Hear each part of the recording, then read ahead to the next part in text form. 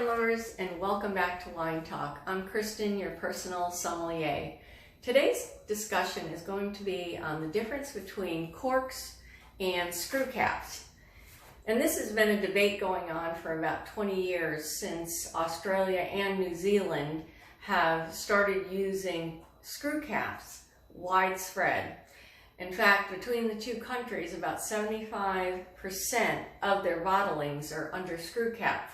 So that brings us back to taking a closer look at the difference between the two and why a good bottle of wine may not be under cork.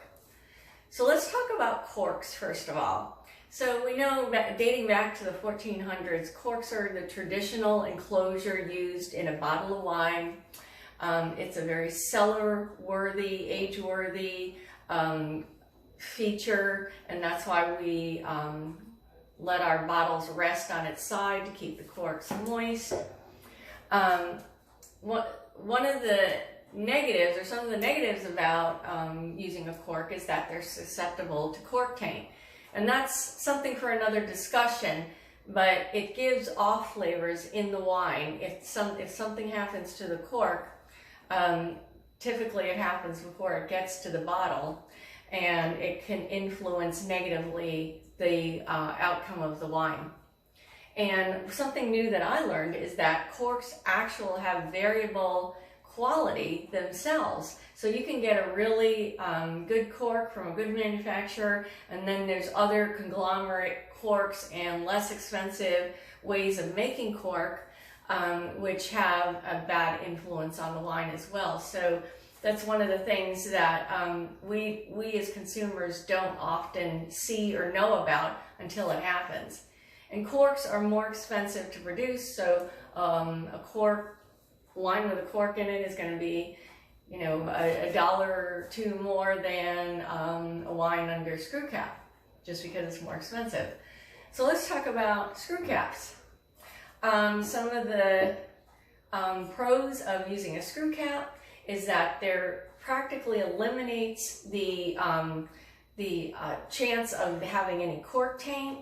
They're easy to open and reseal, so that makes a difference. If you've ever struggled with trying to get a cork back in a bottle once you open the bottle and you want to cork it, most of us struggle trying to get that cork back in the bottle. There's a lower failure rate than corks. So if you have ever opened a bottle of wine and ended up with part of the cork in your wine, falling into the bottle, or you've had the cork disintegrate while you're trying to open it, it may not have been you after all. It actually might have been a poor quality cork that was used. That should give us all some relief when this happens to us when we're opening a bottle. And screw caps are less expensive to make, so that means that they're gonna, the bottles, you'll save $1 or $2 on the price of the bottle as a result of it being under screw cap versus cork. Some of the cons associated with screw caps, we think of cheap wine when we think screw cap. That is really a thing of the past. We need to kind of dismiss that history, thinking of the drunks on the street corner in their brown paper bag and their screw cap wine, because this is no longer the case. Good quality wine does come under screw cap. They also have some variable manufacturing quality, but I myself have never seen any trouble with the quality of the screw caps in the wines that I have.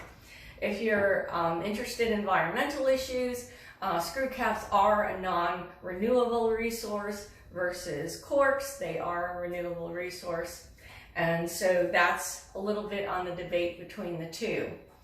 Join us next time when we continue the discussion on cork variability in quality, and also we're going to talk about other cork alternatives besides screw cap. Hope to see you then. Thanks.